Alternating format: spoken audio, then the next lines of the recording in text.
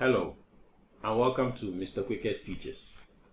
In today's lesson, I'll be providing a detailed analysis of the poem Marrysong by Dennis Scott. My analysis will be presented with rolling annotations of the lines and important words and phrases in the poem. I'll emphasize the themes, literary devices, figurative and poetic, tone, structure, language, etc. of the poem. To purchase the course that provides stanza by stanza, line by line, and word for word written and video analysis of all the 15 poems in the IGCSE anthology, visit mrquickestteaches.com. The written course has been particularly helpful to students sitting the IGCSE because it gives clear guidance on the approved writing styles. Without further ado, let's demystify Marrysong by Dennis Scott.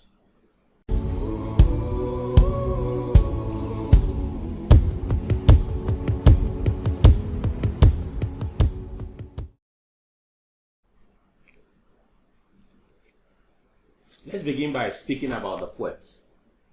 Dennis Scott was a Jamaican poet, playwright, and actor. He was born on the 16th of December 1939 and died 21st of February 1991. He featured on The Cosby Show, you know that the Bill Cosby Show, and was a theater director and drama teacher. One of his most well-known poems is Marrysong, and that's the focus of, that's what we're going to be focusing on today. Just a brief background about the poem before we dive in. Marrysong deals with the interaction between a male and female couple, so like a married couple. And we are going to see how the man tries, struggles to understand his wife, and how the woman constantly changes. So one of the key things you're going to see as part of the devices that Scott employs is extended metaphor. And so you're going to be seeing that most of the words have way deeper meaning than they are presented on the page. Let's begin by reading the poem, Marrysong by Dennis Scott. He never learned her quite. Year after year, that territory without seasons shifted under his eye. And it could be lost in the wild anger of a quarried hurt. On turning, see cool water laughing where the day before there were stones in her voice. He chatted. She made wilderness again. Roads disappeared. The map was never true. Wind brought him rain sometimes, tasting of sea. And suddenly, she would change the shape of shores, faultlessly calm. All was each day new. The shadows of her love shortened or grew, like trees seen from an unexpected hill. New country at each jaunty, helpless journey. So he accepted that geography, constantly strange, wondered, stayed home increasingly to find his way among the landscape of a mind. So one of the key things we see about the poem, for example, is that the poem is about 17 lines. So it's 3 words longer than a sonnet. And I think there's a reason for that, and we're going to speak about that as our analysis develops. And then another key thing we also see about the poem is the lack of rhyme scheme. A sonnet usually has a rhyme scheme, but this poem doesn't have a rhyme scheme. And I think that is because of the constant nature, the bickering and the fighting and the clamoring that's in the marriage, the constancy of their fights. So their marriage also doesn't have a rhythm. And I think this is important because marriage itself as an institution has no formula. So what works for one couple may not work for another couple. Now let's dive into the poem. One of the first things I think that jumps at me is the title, Marrysong. The title is a compound word. You can see that it's made up of the word marry and song.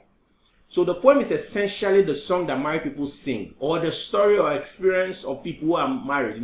People who are in a marriage, the kind of experiences that they have. That this is when you go and then you speak to people who are married, this is what you're going to hear. So that's the kind of idea that Dennis Scott presents with the title. I think this is very striking because he sort of coins the word. The word Marrysong is not in English dictionary, it does not exist. But Scott coins the word to sort of put it together to present to the reader that this idea is what you're going to see. And so let me just drop it here and so you can look at it. Now I began in the introduction by speaking about a couple, a male couple. Scott refers to the man as he and the woman as her. Now realize that the poem is being recounted in the third person poetic voice. So Scott is the one telling us not any of the parties, but he is telling us about the couple, and he sort of behaves as if he is like a marriage counselor, someone who understands how marriage should work, and he's seeing that it's not working like that in this couple's relationship. It also reveals that there are male and female personas. So the male is he, like I mentioned, and her is the female. And it continues that never, the use of the word never is an absolute. It highlights that the man has not even for once been able to do what is expected of him, which is to understand his wife. He never learned her. And the use of the word learn there presents the male persona as a student. So he's supposed to unravel things about his wife, study his wife, understand his wife, but he's never done that. And the first sentence of the poem ends with the word quite. So quite shows that yes, the man's attempts are insufficient, or not to a possible degree. So he's not there quite. He's not understanding his wife yet. The next thing you see about the poem, because you see that the second sentence begins in the first line, is the word year after year, repetition of the word year. The repetition of the word year emphasizes the longevity of the marital union. It informs the reader that the couple have been married for a while. And we also see the use of enjambment as well. You see the word year that. So year after year, that territory. So the flow of words from one line, from the first line to the second, shows us that there is this constancy in the union. The couple are inextricably linked. They are linked together as man and wife. There's nothing they can do to break that union. And the first word, the metaphor that we see is the metaphor, that territory. So Scott describes the woman as a territory. The use of his word, the word that territory, suggests that the woman acts as she pleases. She's unmindful of her husband and the fact that she's married. It also reveals that she's ownerless and inhospitable, like a territory. A territory is not controlled by anybody. She is not under anybody's control. She acts as if she's unmarried, essentially. So, and the use of that, for me, I think Scott has this sort of strong aversion to the woman. He's unhappy with the woman. So he says that's kind of like, he points at her in this awkward way to show that he's not pleased with her actions. And he continues that without seasons. The use of the word without season, a continuation of the initial metaphor territory, qualifies this idea together as an extended metaphor. And he also builds on the theme of the mercurial and unpredictable nature of the woman. So the woman is mercurial. So without season tells us that the woman cannot be predicted. Her actions cannot be predicted. Seasons allows her to predict what's going to be happening in the weather at particular times of the year. But the woman is temperamental, she's moody, she's erratic. Simply put, it suggests that the woman is happy 1 minute and unhappy the next, with or without reason. So the woman looks for a reason or doesn't have any reason, but she just changes. And he continues that shifted under his eye. The use of the word shifted under his eye tells us that the woman changes, but she doesn't change because her husband doesn't pay her focus. Because if she's under her husband's eye, it means that the man is actually being attentive to her, but she changes her mood anyway. Shift suggests that her change in mood often happens gradually. It's a shift, slightly and slightly, and then he also presents her as being unaffected by her husband's gaze or attention. So even though her husband is paying attention to her, it doesn't affect the way the woman behaves. It also suggests that it is not the lack of attention by her husband that causes her to behave the way she does. She just behaves the way she wants. And she's constantly restless and restive. So she's somebody that constantly has to do something sort of to shake the foundations of the marriage. And he continues by including another time connective, an hour. The use of an hour, a time connective, to highlight the speed with which the woman switches her mood. His use of an hour highlights that every moment of the couple's relationship is eventful. So it's always eventful. Like the marriage always has events. Something that is happening, something scandalous. The husband experiences the extremes of his wife's behavior countless times in a day, an hour. He could be lost. Lost tells us that the man doesn't even understand his role in the relationship. He doesn't know what to do. He's lost. He highlights that the main persona is confused and lost. So he doesn't understand what he needs to do to engage his wife to, have like a meaningful marital relationship with his wife. Remember, we are talking about a married couple here. And Scott describes where the man is found as in the word anger. So he's trying to say that the woman has anger issues, and then that this anger issues walls the man in. It hems him on every side. So the male persona is encircled by his wife's anger. Of a quarried heart. You see, the word quarries are places where, we get stones. So the idea that Scott is trying to present with this metaphor is the fact that it conjures the woman as somebody that has like an open sore and a pit of hurt. So she's like she's made up entirely of hurt.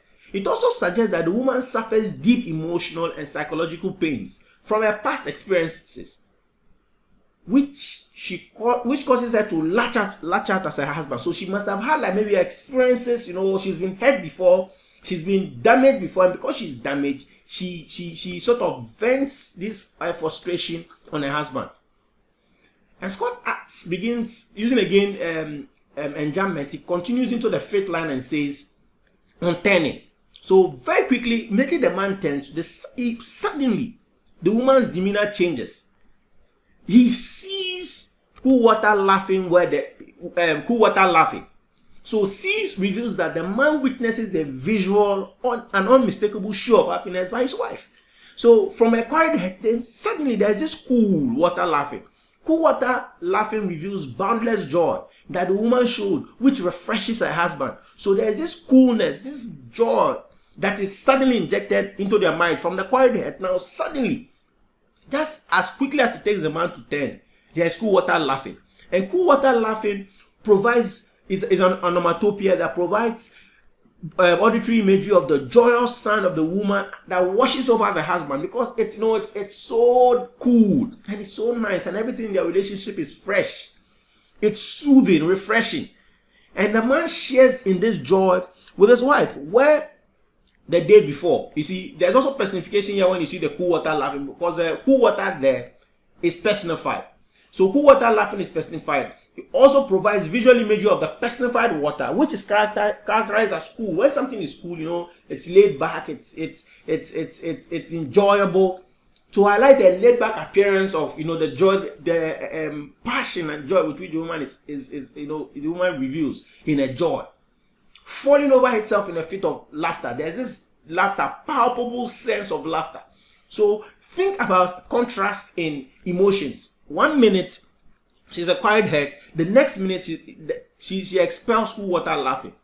And Scott reveals that the day before there were stones in her voice. A third time connective. So we see year after year, an hour, and now we see the day before. So stones in her voice is a metaphor for the strong words that the woman uses on her husband. Insults, vulgar language that the woman directs as her husband. The use of stones in her voice as a metaphor also reveals that the man was hurt by his wife's words. So his wife's words had like a negative impact on his psyche, on his mind. Scott continues in the 7th line that he chatted. A very short 2-worded sentence. He chatted. He chatted suggests that the persona tried to create a mind map of his wife's behavior. He tried to have a mind map that will serve as a reference point. So we see some physical action here. Now this is really striking, because later on in the poem you're going to see that the man shifts from taking physical actions. Men are usually very active physically. They try to react manly. But later on you see that the man begins to think how to relate with his wife. And we're going to see that as we go on to the 16th line of the poem. So he chatted. He tried to make a mind map of his wife that he can use as a reference point. But look at how the woman reacts. So he chatted, full stop. She made wilderness again. So the female persona made, the use of the word made there shows that it's a deliberate action by the female persona.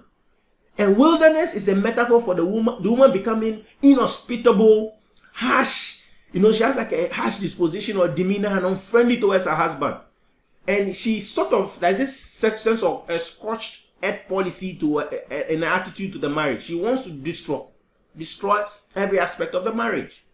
Line 7 reveals that the first action of the man to improve the quality of their relationship, their marital relationship. But his wife reacts in a way that exposes that she is determined to make their relationship unworkable or worse than it already is. It also reveals the action-reaction nature of a marital relationship. Marital relationship has to do with a man and a woman. And so when the man behaves in a certain way, then the woman reacts in a certain way, or the woman acts in a certain way, and then the man also, behaves in another way, or sort of like tries to counter the woman's action. Roads disappeared. Roads is a metaphor for the lines of communication between the couple. So roads disappeared, it tells us that there's this sudden destruction of all existing forms of lines of communication. So if they were speaking through letters, or they were speaking to each other verbally, now it's disappeared, it's gone. So it's almost as if the woman destroys every form of communication between the couple. The map was never true. The use of the map was never true reveals that the man's action of trying to chat his wife, or trying to make a mind map of his wife, is futile. So his move to understand his wife is futile. Never true highlights the total uselessness of the persona's effort to understand his wife. This is like wasted effort. So his wasted effort to try to create a character map or a mind map of his wife, he's just wasted his time. Now, we also see the use of short sentences in line 7 and line 8. So Scott employs short sentences. So when maybe you're asked, how does then Scott powerfully presents the topsy-turvy nature of the marital relationship between the couple in Marrysong, one of the things that Scott uses is short sentences. And Scott employs 4 short sentences in line 7 and 8. So you see, he chatted, she made wilderness again, Rose disappeared, the map was never true. So short sentences to pace, he uses the short sentences to pace the marriage, to make it appear as if the marriage is taking, they are taking a lot of steps over a short period of time. Usually that's the use of a short sentence. So Scott employs 4 short sentences in lines 7 and 8 to highlight the action and reaction, seesaw nature of the union, and how the woman reacts in multiple ways to make the union even worse. So he paces the poem very quickly using short sentences. He continues after that in line 9 and says, wind brought him rain sometimes. So wind for me is a metaphor for gossip. The man would hear things that his wife is saying about their marriage. So people would come to him and gossip. Remember, we talked about how roads disappeared. I told you that roads is a metaphor for the lines of communication that they have. So I think that the woman destroys every form of communication. And so the man has to look for alternative ways to reach his wife. So sometimes he would maybe have to speak to a friend, a family friend, or speak to the woman's family, or speak to third parties who will not take the word to his wife and bring him back, like a report. And when you think about the word wind, think about the idiomatic expression, got wind of. So got wind of tells us that it's gossip. It's the wind is a metaphor for gossip. And then rain, brought in rain. So rain for me is the insults. Again, think about the idiomatic expression, to rain insults on somebody. So she sort of rained insults on him. And rain is also a metaphor for the man's tears, the male persona's tears. And I think that that's the case because we are told that it is tasting of sea.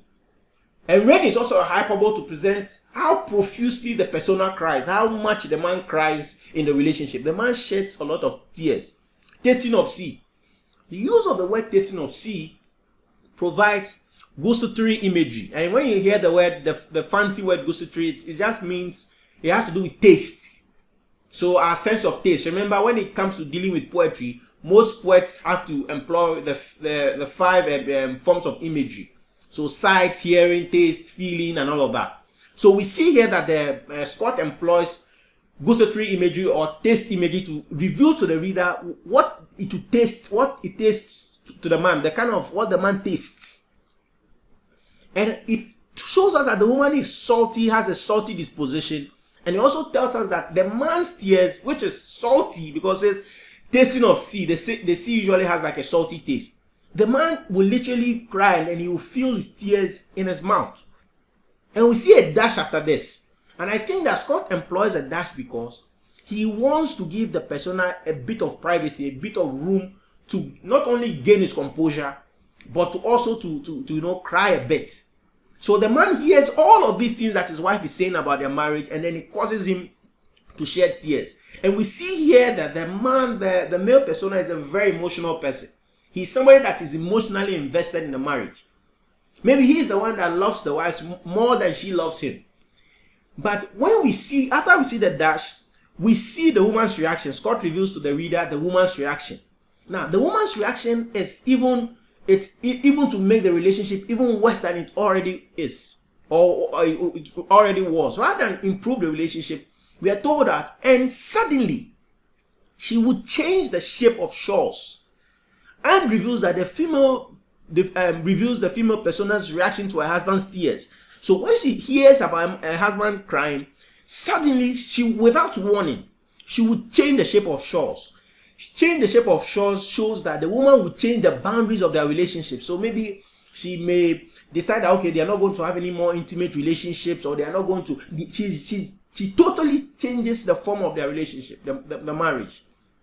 She may stop being intimate with him, or stop speaking to him, or there are other actions that she could take that could undermine the nature of their relationship.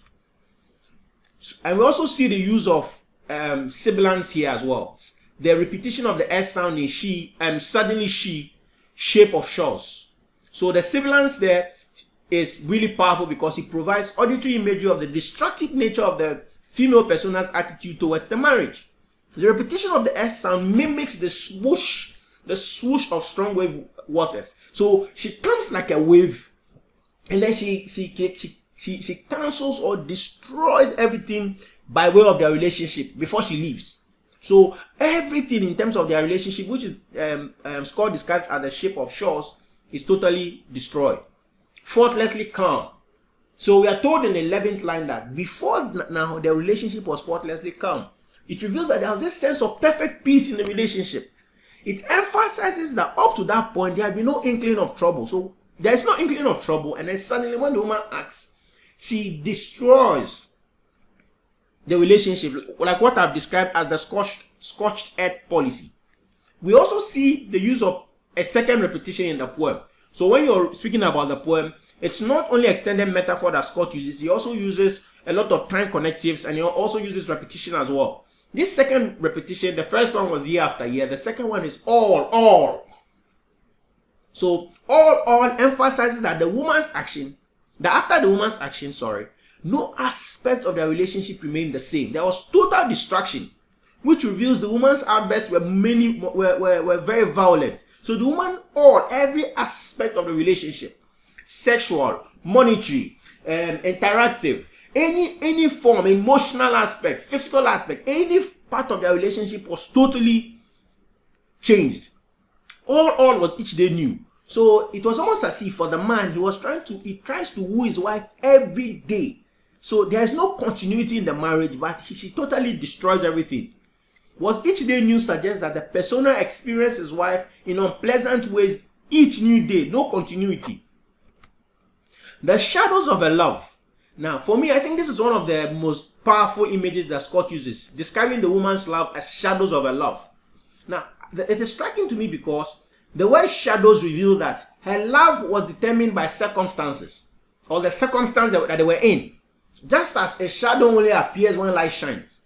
So the shadows, if you are in a dark place, your shadows, you can't see your shadow. And it's the same sort of expression that I see here. And then the second explanation for the word shadows is that the man was not getting the real deal. You know, it's like when someone says he's a shadow of himself, what they're trying to say is that this is not the person is not behaving the way, he's known to behave. So the shadows of a love, it means that the man was not experiencing the real love. So it also suggests that her love was not the real deal, and it was light. Just as a shadow is the silhouette of an object of person. So it was not the true manifestation of the woman's love that the man experienced. And Scott continues that shortened or grew. So it either increased in size, so it's inconstant. Her love is inconstant. And it's erratic, just like the woman. Her love is also inconstant and erratic. So it also shows that this fake love or pseudo love was unreliable. So it wasn't as if the shadow of her love was enjoyable for the man, but even that aspect of their relationship was not the real deal. Like trees seen from an unexpected hill. So we see the infusion of a simile here. So Scott says that, like trees seen from an unexpected hill, it suggests that the woman's love appears like a mirage. You know how a mirage appears and then people think it's water and they are running towards it and it vanishes.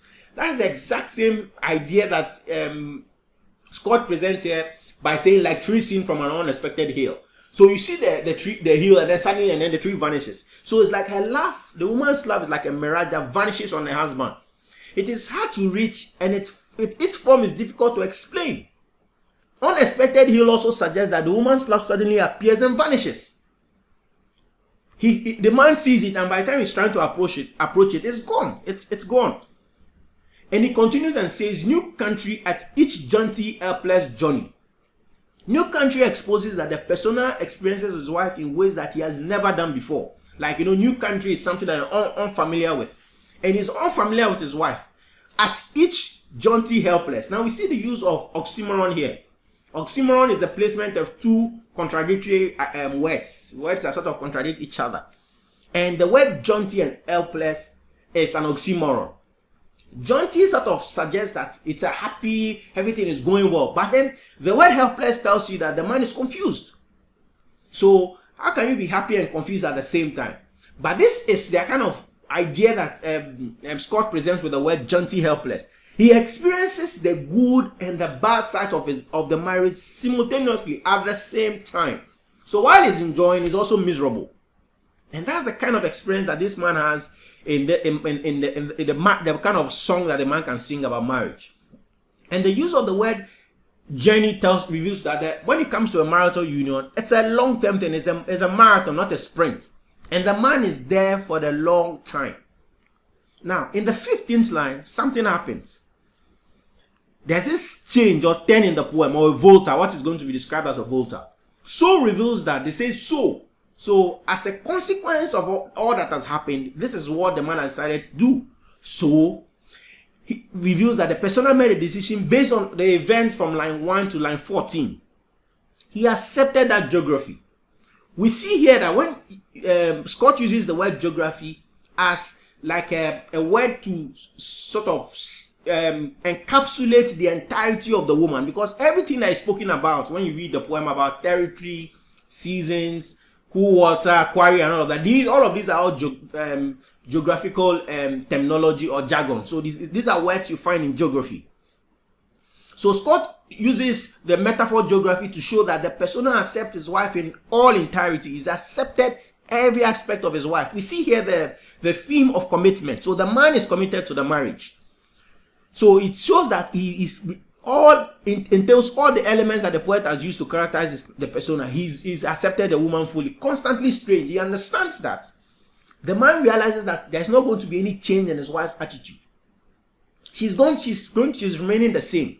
But it is the man that has decided to change his method of interacting with his wife. And how does he change it? He says wondered. I spoke to you when I was speaking about chatting, how it's a physical exercise. Wondered here has to do with the man's mind. So the man stops acting physically to using his mind to try to understand his wife. Wondered reveals that the persona's desire to know his wife not by using physical actions like in the past, but by observing her more closely. So he's thinking about what his wife would do. The man now is emotionally invested in the marriage. Not only physically invested like chatting, but then he's emotionally invested in the marriage. And how does he do that? Stayed home increasingly. Stayed home increasingly talks about commitment. He reveals that the persona resolved to spend more time with his wife, be physically present, and turn their abode into a home. Not a house, but a home. Increasingly talks about he's going to improve on what he's already doing before. To find his way among the landscapes of her mind. To find his way reveals that the man still understands that he's lost. But he's going to doggedly resign himself to his condition and realizes that he is lost in the labyrinth of his wife's unpredictable behavior. But he's going to be there. He's going to try and find his way among it. So he's going to try and enjoy whatever it is that he can enjoy out of the marriage. But he's willing to find a way to make their marriage work. The landscapes of her mind. We also see the use of enjambment there. Find his way. So the unrelenting reveals the unrelenting nature of the persona's action. The man is not going to relent. He's going to stick to the marriage.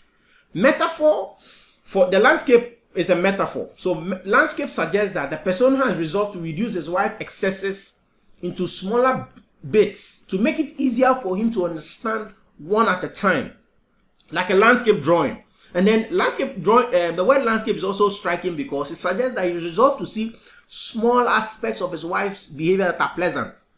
He's not going to look at her and say, okay, well, she's just mercurial, she's very, very tempestuous, she's always troublesome. No, he says he's going to look for aspects of her that are pleasant, and he's going to sort of wonder about those ones. He's going to think about that. Of her mind shows that he wants to enter into his wife's mind. He wants to have some sort of, like, like I mentioned, emotional connection with his wife, not only physical, but then he wants to be emotionally invested in the marriage.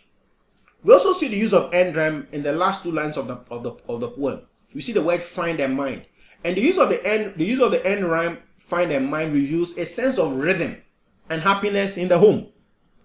It shows that things will end well, so the marriage is going to end well. So it's in the last two lines of the poem, 16 and 17, that we see that there's this sort of blend in the marriage. So we see that even though it's tumultuous, the union is very, very exerting, the man has decided that he's committed to the marriage. And I think this is an important theme because marriage is when it comes to marriages, commitment is really important. So some of the themes we find in the poem is the difficulty of marital love relationship and the importance of patience. So the man is very patient with his wife, and commitment in a marriage. Those are the two themes. And usually the IGCSE questions usually revolve around the themes. So it can be asked how that Dennis Scott powerfully presents the difficulty of a love relationship in Marrysong, or how does Dennis Scott powerfully use imagery to present the challenges that the male persona has to deal with in Marrysong. So any of those ideas are fair game. And then another key thing you have to speak about when it comes to you're preparing or you're writing about the IGC, any of the poems in the IGC, is the structure of the poem. So the poem has 17 lines in total. The fact that the poem is 3 lines longer than a sonnet, the sonnet highlights that the marriage is not a completely rosy affair. When it comes to sonnets usually deal with the theme of love. But we are told here that it's not just love here, that simply a marriage goes beyond love, which is the theme of sonnets, and is built on commitment. So after you love somebody, you have to also be committed to the marriage or to the union to make the union work. We also see that the poem is a free verse as well. So the fact that the poem does not have a rhyme scheme mirrors the unpredictable nature of the wife and the couple's entire marriage. The marriage is unpredictable. It also allows the poet the freedom to provide the act and reaction nature of it's action and reaction. The man is acting, the woman is reacting. The woman is acting, the man is reacting. Things like that. And then we also see there's a verse paragraph as well. Marrysong is a 17-line poem. The lines are unequal. If you look at the poem, the words are just running on the page. If you've enjoyed this lesson, you can purchase the entire course on mrquickersteaches.com. You find courses that allow you to customize how you learn. So you can choose to study the poems in the order that you like. You also find stanza by stanza, line by line, word for word, written analysis of all the 15 poems in the IGCSE anthology. So if you're looking for a word or a phrase and you need deeper meaning to it, you can find it on Mr. Quicker's Teaches. You can also find analysis on the prose component. This year, for example, Purple Hibiscus, and then the drama component by Arthur Miller's The Crucible. You find character and themes and conflicts and other ideas. Or if you need information on the unseen paper as well, you can also find it on mrquickersteaches.com. You can also visit mrquickersteaches.com and book private tuition in Cambridge IGCSE and A levels in English language, literature, geography, and history. Or you can join our tribe on Telegram, Mr. Quicker's Teaches IGCSE Literature. So any of these channels are channels that you can reach me on. So that is it. The poem by Dennis Scott, Marrysong, has been demystified. Until next time, do have a wonderful time. Bye-bye.